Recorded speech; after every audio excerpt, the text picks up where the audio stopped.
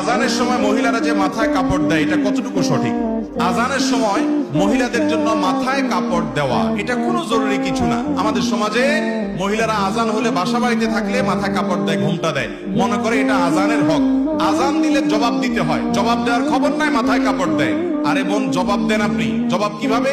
মুয়াজ্জিন আল্লাহু আকবার বলেছে, আপনি আল্লাহু আকবার বলেন। মুয়াজ্জিন আশহাদু আল্লা ইলাহা ইল্লাল্লাহ বলছে, আপনি আশহাদু আল্লাহ বলেন।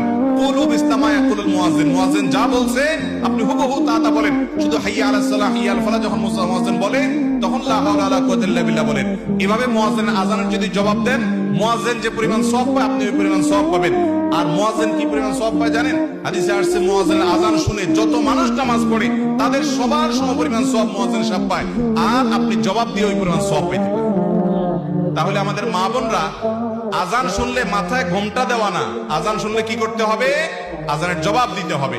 হ্যাঁ, আপনি যদি বাহিরে বেপরদা থাকেন তাহলে আজান শুনলেও ঘোমটা দিবেন, আজান না শুনলেও ঘোমটা দিবেন। আর বাসা বাড়িতে গৃহস্থলী কাজে আছেন, এখানে আপনার শ্বশুর আছে, আপনার স্বামী আছে, অন্য কেউ গায়ে মাহারাম নাই, আপনার ঘোমটা দেওয়ার দরকার নেই। আজান